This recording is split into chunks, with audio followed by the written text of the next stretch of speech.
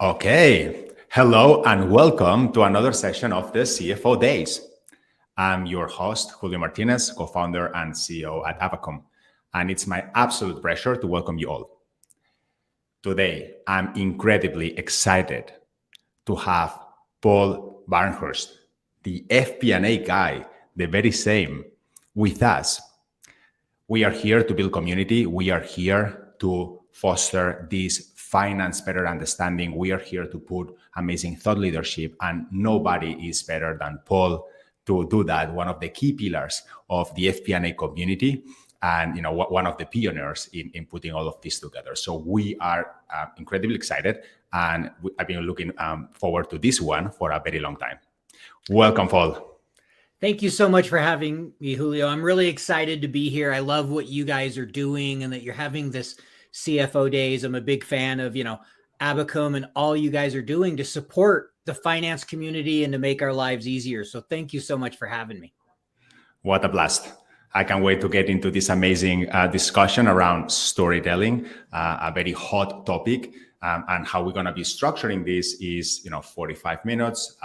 We'll go through some amazing conversation with Paul here, and then we'll open for Q&A.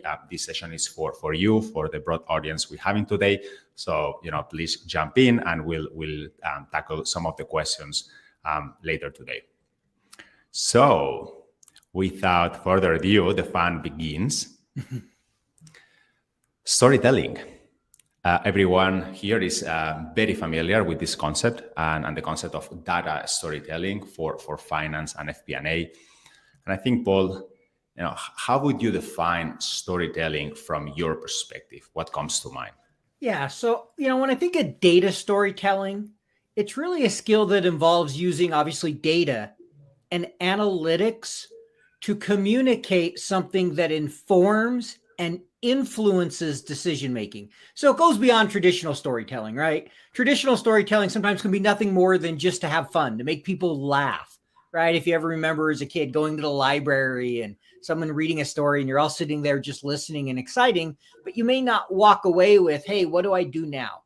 With data storytelling, it's really about what's the message you're trying to get across? What's the insight? How are you influencing the people who are listening?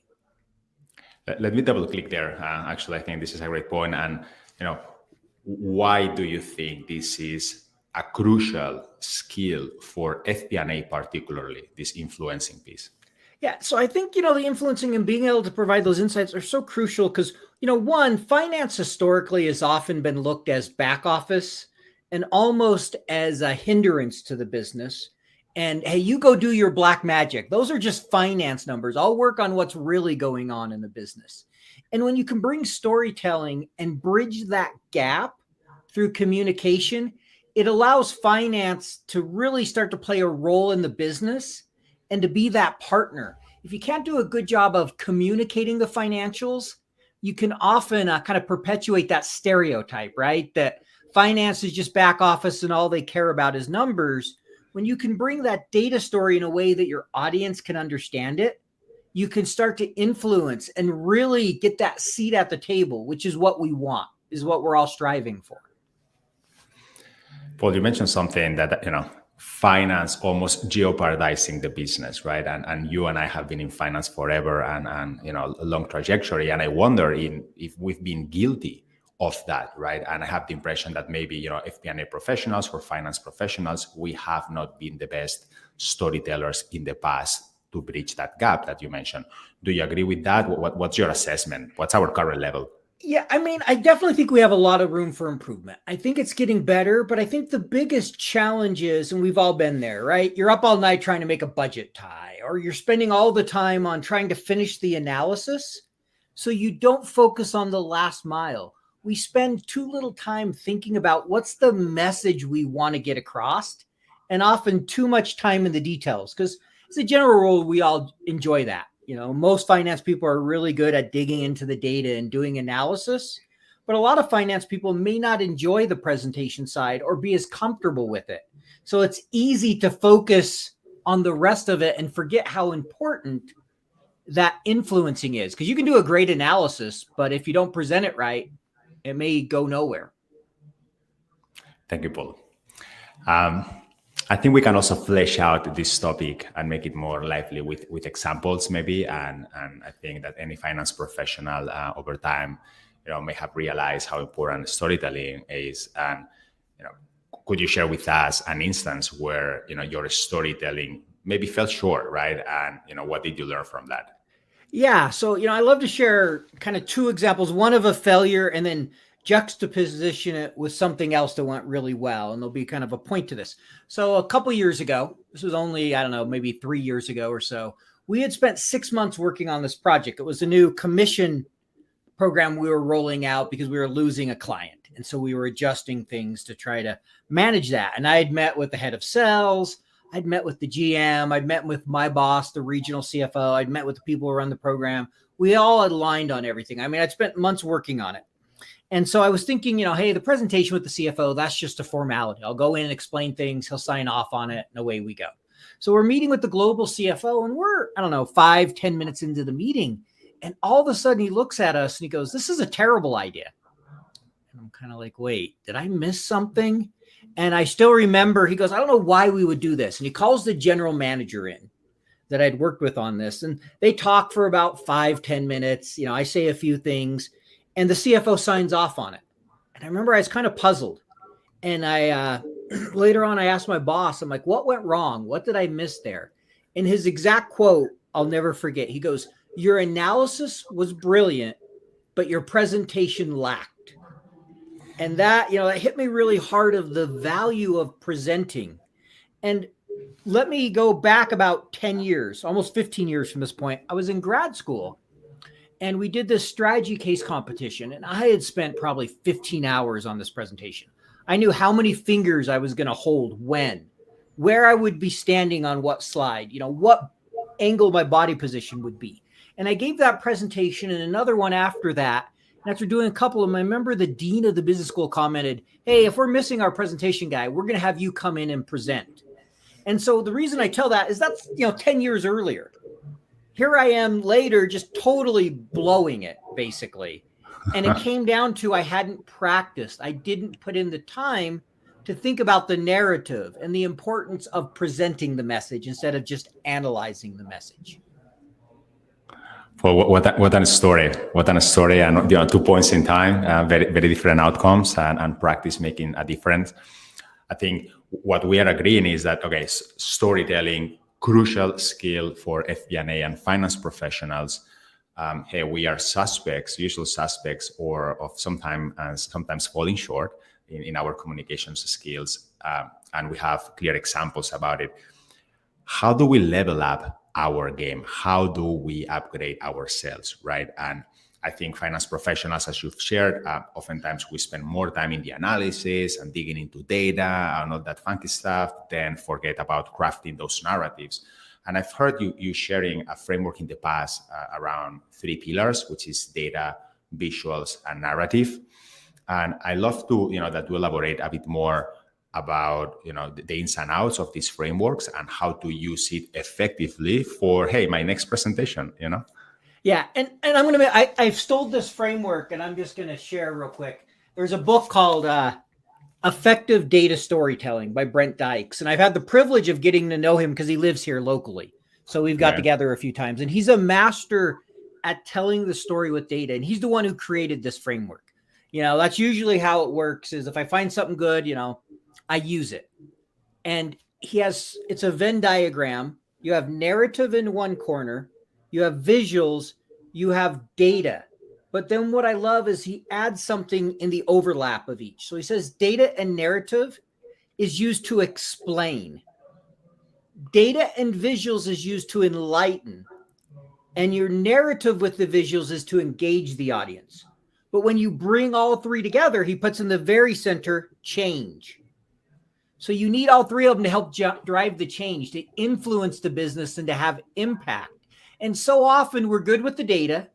We've become better with the visuals. Sometimes we're still not great, but we often lag on the narrative. And without that, we don't drive the change. Let me double click on the narrative piece. As you know, we at Abacum are extremely vocal about how critical a narrative is, and a notebook approach makes more sense for finance to be impactful and convert their message. So, how do you go about crafting a good narrative? How do you think of that engagement with the audience and crafting the story? Yeah, so I think a good way to think about the narrative in finance, obviously you're not trying to think who's the protagonist and how do I make this emotional. Yes, sometimes you'll think there's conflict, and there may be some of those things that are typical to a story. Yes, you're going to have a beginning, a middle, and an end.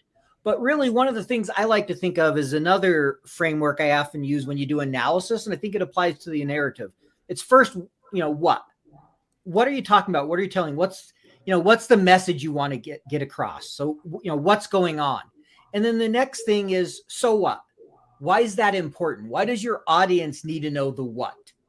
And then the last thing, and this is where we make sure we drive change, is now what? If you just give them the what and the so what, then they may just leave the meeting. Okay, that's nice to know. But if you don't focus on that now what do we do, and have those actions that come out of it, then it's just maybe a good story or a waste of 30 minutes if there's not a now what to drive, the behavior going forward. Thank you for sharing. I think, we are fleshing out an amazing and actionable framework. We had another two pillars, right? Data and visuals. How do you go about data, right? So how do you actually decide what metrics or data to take at the center stage of a conversation? Yeah, so I think the first thing you have to do is, you've done your analysis. You have to do your homework, get comfortable with the data, know what it's telling you. Then you need to step back and think about the audience. There's a kind of a problem solving and decision framework, and it's one I love. You really first need to start with defining what you're trying to accomplish, define the problem. Albert Einstein once said, if I have an hour to solve a problem, I'll spend 55 minutes on defining the problem and 5 minutes on the solution. So you really need to think with the data, what are you trying to answer, and really understand that? Because often just in the understanding phase, you get the answer and the analysis part is easy. So I think when it comes to data, it starts with defining what you are trying to accomplish. Otherwise, it's easy to have two things happen. One, analysis paralysis. And the second is just digging for the sake of digging. And as finance people, let's be honest, most of us love data, and often you can dig for hours, but you may not really be bringing insights or adding value. Fantastic framework to think about data and thinking about the problem. What about visuals? We want to illuminate data and make it understandable through visuals. How do you think of visuals so that everybody can understand, and obviously dashboards, and there are many ways of doing that, but what's best practice? Yeah, so the first thing I always like to say is less is more. The reality is the mind can absorb a lot, but it's always going to go to one or two key things on a slide, right? We all look at that. Your mind goes somewhere at first. And if you have a jumbled slide with a lot of data, it doesn't know where to go. And so it's really hard to process. So the first thing is always think on every single slide, every visual. What's the message I'm trying to get across? What do I want them to understand? And make sure that they can see that within the first second or two, that they're not going all over the place. What I really kind of like with visuals is just, like I said, one, keep it simple, but two, make sure you really know your audience more than anything when you're doing those visuals. Because the example I give is there's a guy I had on one of my podcasts, David Brown. He's from Nigeria, and he tells a great story. He has a course for non-finance people where he teaches them ratios and the balance sheet without using a single number for the first couple hours of the course. And what he does is he just draws boxes. Here's your assets. Here's your liabilities. And he starts breaking them out. Here's your equity. Uses the example of your personal life and starts moving them around to say, well, that's working capital. Well, oh, that's short of the assets. How would you fund that? And he starts getting them talking, and he does that for like half an hour. And he goes, you guys just did ratios. Now I'm going to show you some numbers. To me, that's a beautiful example of using visuals with the narrative to teach somebody something then going a level deeper when they're ready. And so that's one example I really love that he shared on the podcast. And I'm like, that is just a great idea, a great way to do it. What an amazing example.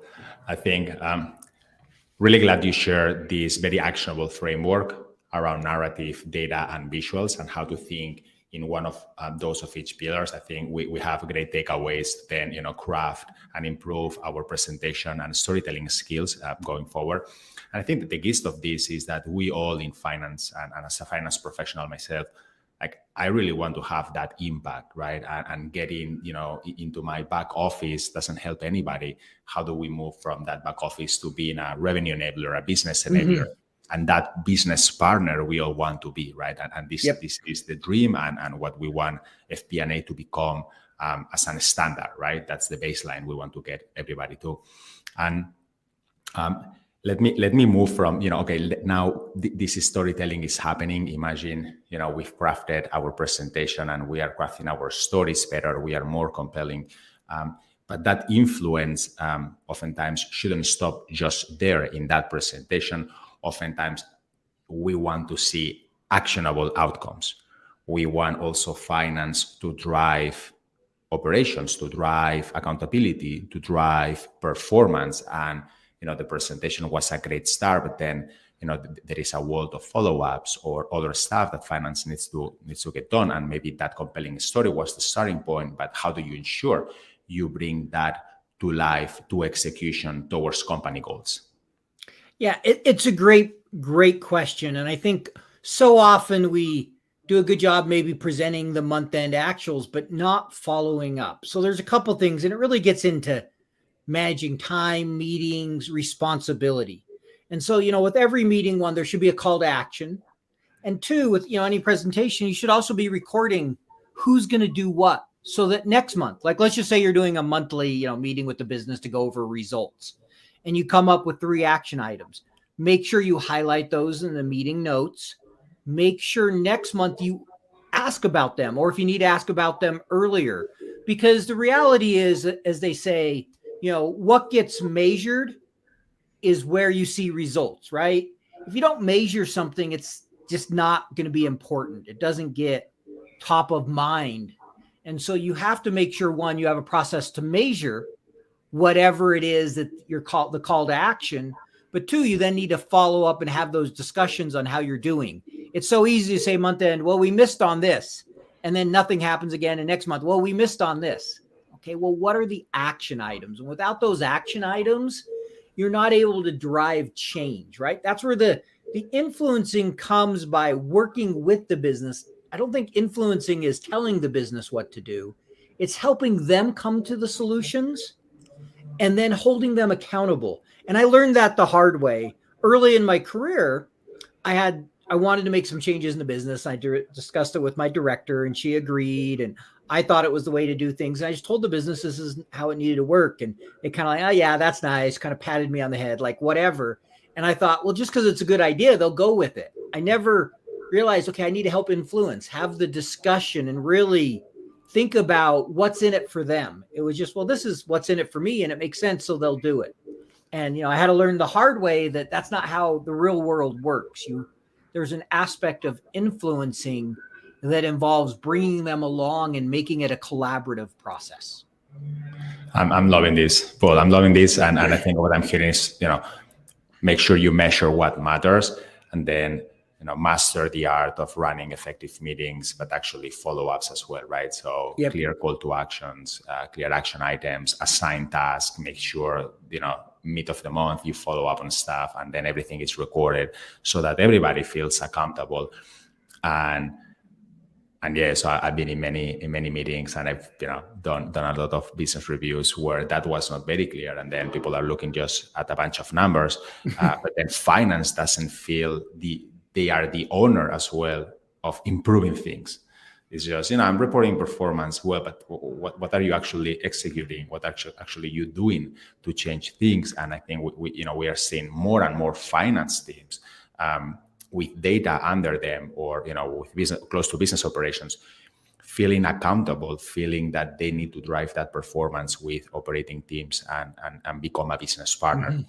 And I want to double click on that point of business partnering.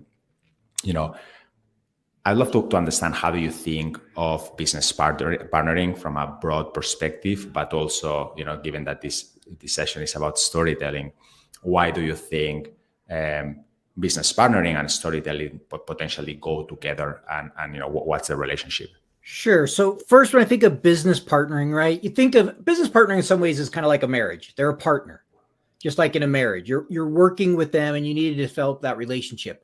And the core of business partnering, in my mind, is trust. As a finance team, we need to show them that they can trust us. And there's core things we can do about that. Having integrity, having the right intent, having the capabilities on our team that are needed to do the work, and then ultimately delivering results. But, where the partnering comes back to storytelling is, storytelling isn't always just presenting. Even in communication, there can be storytelling. And you have to be able to communicate with the partner. You have to build trust. And if you're able to explain things in their language, which I think is a big part of storytelling, sometimes I think we think, hey, it's just this big process. Sometimes it's nothing more than a conversation where we're explaining things in their language. And that's a huge part of business partnering. If you don't speak to them in the way they understand, it's hard to build that relationship of trust. And so I think that's where it kind of all interacts is, storytelling is just a form of communication. And communication is the core, along with delivering results, to be a good business partner. So let's forget about sounding smart, sounding technical, sounding precise and accurate, and just get the point across, make people understand what's the gist of it, right? And that's also very important. Yeah. But I like sounding smart from time to time. No, I'm just kidding. It's always a temptation. We always do.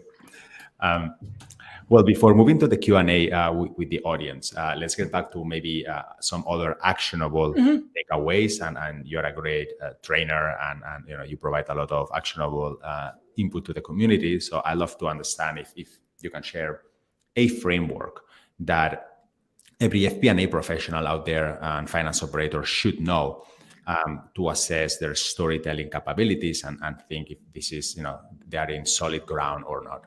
Yeah, so I'll share a couple thoughts. First thing I'm going to say, when we talk about storytelling, often I'm asked, why isn't finance good at storytelling? And what I would challenge people to do is, there's the idea of a growth and a fixed mindset, is approach it from a growth mindset. Why am I not good at storytelling yet? Which is very different than why am I not good at storytelling? Because it means I'm going to get there. There's an aspect of practice. We'll talk about some frameworks. I think that's one of the biggest things. And the reason I say that, over the last year and a half since I started my business, I've interviewed over 100 people now. I've done probably, 20 webinars. I've done, 20 or 30 trainings. And if you go back and listen to my first episode and an episode today, I'm a lot better because I've done a lot of practice. So before I even get into frameworks, and I think, frameworks allow you to do deliberate practice and make big progress. But even beyond frameworks, you need to put in the time. Anyone can learn to storytell. Do some people have some natural talent? Sure. Are some always going to be a little better than others? Yes, I would agree with that. But I think all of us in finance can learn to tell a story. So now there's some frameworks we can use, and I'll share two. The one I talked about before is just remember what, now what, so what. Always be thinking about that as you're putting things together. But the framework I really like, and this comes from Ron Montero. He's my training partner out of Canada. We do a lot of training together. This is one he developed. It's a really simple acronym. He calls it ACE, right? So you think of an ace from a deck of cards. He calls it ACE your presentation. So the A stands for audience. Start with your audience. Think about your audience. What do they need to hear? What perspective are they coming from? What's important to them? Now, once you've thought about your audience and you understand their needs, then focus on the content. That can be your visuals, your narrative, putting that story together, crafting it. And then the last part is execution. And execution involves voice, right? Don't be monotone. Hi, my name is... Nobody wants to listen to that for an hour. We've all been there. We've all had the professor that puts us to sleep. Use body language. There's times when it makes sense to be open. There may be times when you want to hold some fingers. think about what your body's telling. I still, on this execution part, I remember I was in this is almost 20 years ago now. So before I even got into FP&A, very early in my career, and I was not good at hiding my emotions. And we were on camera, and there were a bunch of us, and we were in a meeting across the country. And I remember we got done and someone commented to me, it was obvious you were, not happy with anything in that meeting. Your body language was just screaming it. And I'm like, okay, that's not the message I wanted to send, even though some of it was true. Like the importance of, that execution, thinking about those little things and how they influence the message, because the message goes far beyond the data, the visuals, and the narrative. It also goes to how you present it. How you say it, not just what you say. And we've all seen that. There's examples where I can say something very excited and you take one meaning, and I say it another way and you take a completely different meaning. I really like this framework, actually. So I'm taking, many things away, particularly practice makes perfect. And you've highlighted that, and there is no excuse. Like everybody in finance can become an amazing storyteller and convince the business and be that business partner. And then this ACE framework and the focus on execution, really, that you highlighted there, how you are perceived, developing that awareness, amazing takeaway. Well, I think it's a great time to start thinking of tackling some of the questions from the audience. So let's kick off with that.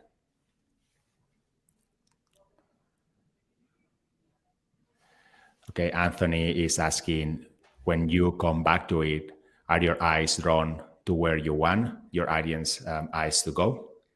Yeah, definitely. I think so. Often stepping away and spending some time thinking about your audience will allow you, when you come back, to look at the data differently. Because let's be honest, when we're in finance mode and we're looking at data and analysis, we're often looking at it from a different lens than our business. So I think it's really important, especially when you get to that point where you're just like, okay, where do I go now?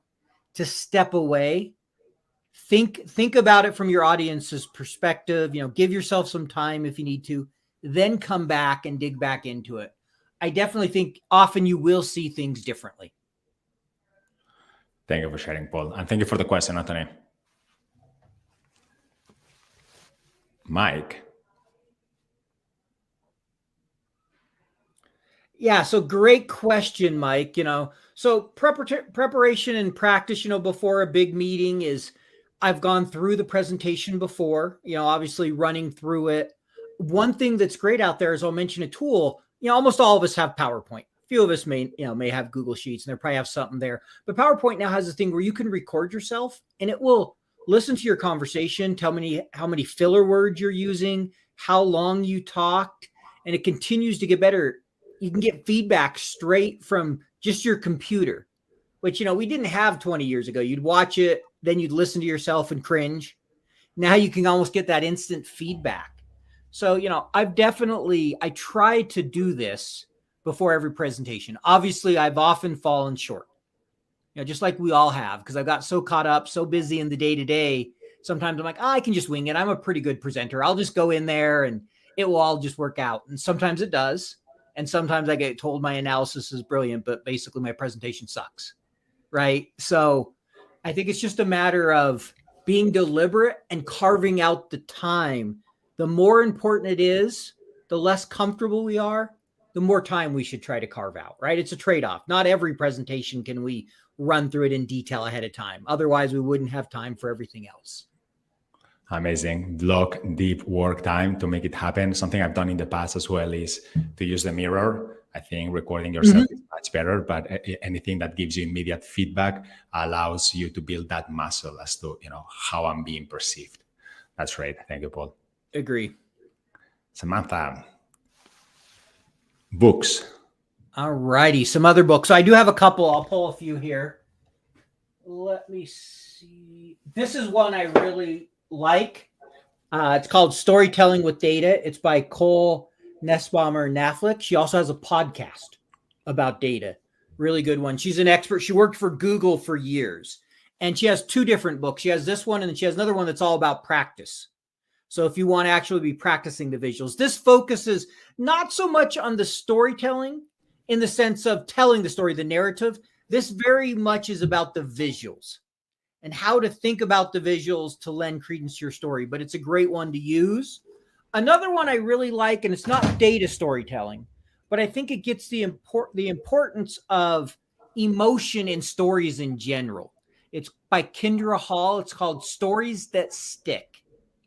Excellent book, because the reality is, storytelling goes beyond just data storytelling, and there's different areas. And sometimes we need to be able to think about how do we bring emotion and how do we tell a story really well. And so I really like that one. And then the last one I'll mention, again, this is really around the data. I'm a big fan of making sure your visuals make sense. And I'll just see if people can see it. Show Me the Numbers, Stephen Few. He is one of the fathers of data visualization. So anything by Stephen Few is great. But those are a few. There are a lot of other books out there. I've shared about it on LinkedIn before, and it's finding one that works for you. And then, finding that framework and just practicing. I think with visuals, there are definitely some best practice. And that's where reading a book is good, is to get some ideas, because there are design things that make a difference. And then there's things that are opinion. Like some people hate pie charts. Some say you should never use them. Some say, okay, you should use them sparingly. And it's finding that right balance that works for you and your audience. Fantastic. Thank you for sharing. No excuses to dig deeper into this through amazing books and content. Mark. Yeah, this is definitely one I could do better throughout my career. I can't say I'm always good at asking for feedback. I've definitely been given some, but I think that, the key is a couple things. One, discussing it as a finance team, asking other people in your finance department. And this is around presentation. I'll tell the story. So early in my career, I was way too detailed. I got myself in trouble a few times and had a boss that really didn't like me at first because I was too detailed. And there was a director, and we talked about it, and he made an agreement. Whenever I was presenting, he would remind me via, it wasn't Slack at the time, I think it was Skype or whatever, but he would remind me, you need to be more high level. He'd send me a quick note and say, bring it up. So I got that instant feedback, so that was a great one. Another feedback I received, and then I'll talk a little bit more of, how we gather it, but sometimes it's just given to us. And I still remember I had a guy I was supporting, a general manager of a business, and he looked at me and goes, "You're too detailed, Paul." He's like, "I want the bluff." What are you talking about? What's bluff? Bottom line up front. It's like, just get to the point. Then you can add all the detail you want. Basically, like, I won't read it, but feel free to knock yourself out. Add whatever you want, but just get to the story. So I tell those because those were feedback I received. And so one, year ends are a great time, performance reviews, asking your team, and also just observing the audience when you can. Like when I do training, if everybody has their camera on, it's much easier for me and my training partner to be like, okay, we can tell they're not listening right now. We need to go to break, or we need to, do an activity because their eyes are all glazing over. Sometimes you don't have that where you can see it. So, asking for direct feedback is great. And if you have a good relationship in your company, you should be able to go to the partner and say, hey, how are we doing on presenting it? Do you feel like your team's understanding what we're presenting? Are there things that would make it easier for you? So I think the best way is just be direct and ask and view feedback as a gift. But beyond that, use your team, not just the business. Because if you're always asking for feedback, sometimes it can be like, okay, why are you constantly asking me? Just do your job. That's a great point, Paul. And I wanted to add a couple of things. I think that earlier in my career, I took a lot of pride on being very technical, right? So I master my skills. I know my finance inside out. I'm super fast in spreadsheets, like all the classic technicalities, and being the best and excel there made me feel very comfortable, feel I was very smart, and, again, mastering my technicals. And that's a very classic junior mistake, right?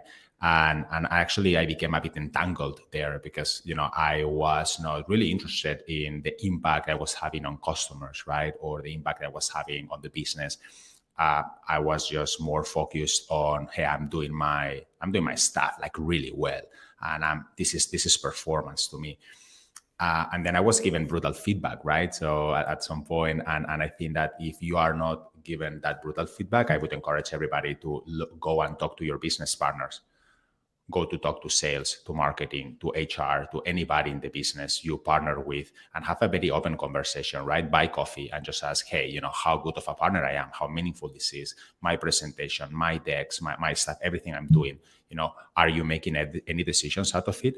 And be ready, right? Because it's very likely that oftentimes, it's not very useful indeed, right? So we oftentimes see many teams producing reports that you don't really know what decisions are made out of those. So just to double check, I also wanted to share that story. Great story.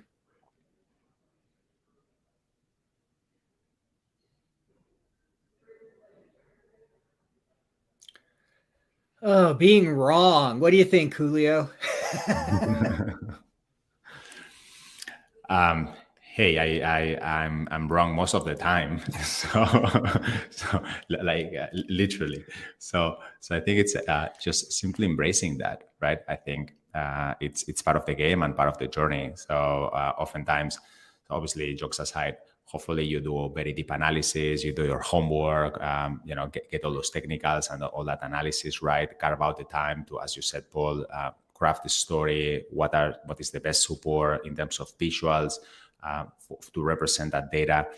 But oftentimes, you might be neglecting, some critical facts, or just missing the thread that the business, or the pulse of the business. So, just embrace that, get the feedback, and get better for the next one. Yeah, and I'll share a couple thoughts here, Alex. First thing I will say is own it. Never hide it. Never think, oh, it will get better, we'll cover it with something else. I still remember one time with the business, they're like, well, we've left that accrual on the books. And I just started supporting this region because later on we'll make up the revenue. I'm like, wait, so, when we get the new cut, we'll just, because we don't want to take that revenue back. I'm like, that's not quite how that works. Just own the fact you fell short.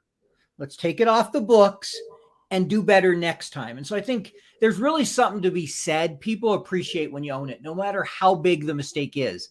Being vulnerable. I still remember I was early in my career. We were doing this rewards program, and this is where I was calculating all these different rewards where we paid agents based on them. I calculated them. I calculated the winners backwards. So I put all the people who'd performed the worst at the top, and we paid out like $20,000 or $40,000 or something. And I had to go tell them that I had done it all wrong. And I remember thinking, okay, how can I hide this? I could probably not just say anything and fix it for next time. And I'm like, yeah, but would that be right? And so, the advice I have more than anything is own it. And the second piece that goes with own it is not just owning it, but also telling them what you're going to do to help correct it. Come with some solutions. Don't come with just, hey, we messed up. It's like, okay, well, that's nice, but now what? So make sure you have that. What are you going to do now to, help limit that from happening in the future? I love it. Own your mistakes. Some of them. Yeah, this is a great one. So I think, there's a couple things. Sometimes humor can help. You have to know your audience. Like with some of our audiences, sometimes we'll use Excel jokes just to get people lightened up and to get them going. But, a second thing is asking questions. If, again, this comes back to knowing your audience, can you ask someone a specific question to get them engaged? Hey, what's your thoughts on this? What if we were able to do this? Would that be important to you? And often couching the question in such a way that you're trying to show how you can help them so that they'll realize there's something important here. Two, if they're never engaged, I would ask, is it something we're doing? Are the visuals not interesting? Is this something that's not important? Is this something that would be better done as an email than a presentation? So I think there's some hard questions you have to ask yourself. And sometimes going to the stakeholder and saying, we don't feel like there's much engagement in this meeting. Do you feel like, the material providing is an issue? The meeting's not valuable? Or how do we, engage you more to make sure we're getting value out of this? So those are a few thoughts. I think it can start with doing a few things on your own end, but obviously if that's not changing things, you just need to have that open discussion with your stakeholder at some point. Amazing. You also are very well known for using humor. So yeah, yeah. I try to have fun. Living the walk. Yeah.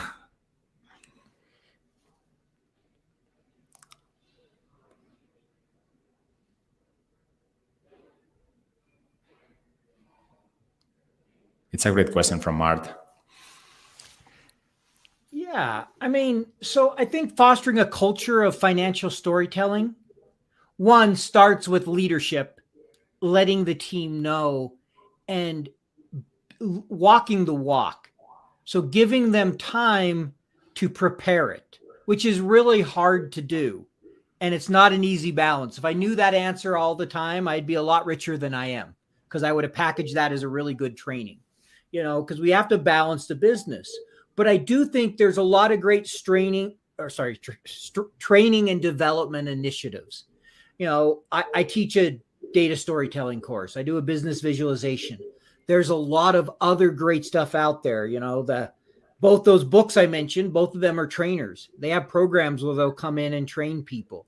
So I think making a commitment to your team, it could be as simple as, hey, we're going to discuss a different topic every week during our weekly team meeting, and we're going to have a different person talk about it for 15 minutes. Because what that does is that gives a culture that it's important. So first is creating a culture that makes it important, then showing a commitment through development and training initiatives. And there are a lot of them out there. And so what I'd recommend is, talking to some of your peers, seeing what they've done. I'm happy to have a conversation with anyone. I know, Abacum does a lot of great things in their tool around focusing on the storytelling, the Notion type reporting they bring. And so there are a lot of great resources out there, and don't be afraid to tap into them to see, what organizations that have done a good job here are doing. Thank you for sharing, Paul. I think we've seen, our goal in FP&A is to really have that business impact, right? Have this operational drive, and oftentimes storytelling and crafting better stories is the way to actually bridge that gap with the business and become a really impactful business partner. Paul, it's unfortunately time to wrap up, but you've shared today amazing and actionable takeaways for then all of us go back and get our homework done. So it's been fantastic. Thank you so much for sharing your insights with the community once again. Thank you so much, Julio. And as you said, I like to bring humor, so I'll close with one joke just to have a little fun as we finish. So, this is one I like to tell when I want to get myself in trouble with accountants. I'll ask you, Julio, what's the difference between an accountant and an FP&A professional? Hey, I don't know, Paul, you tell me. All right. When an accountant gets creative, they go to jail. When an FP&A professional gets creative, they get promoted. That's why I'm in FP&A, not accounting. I love it. I love it. What an amazing closure. Thank you for putting this humor and laugh into our session today, Paul. Thank you so much. Thank you, Julio. Enjoyed being here. And thank you for listening. And, any of your audience is welcome to reach out to me if they have any questions. Fantastic. Thank you so much, everyone, for joining us, and see you in the next one. Bye.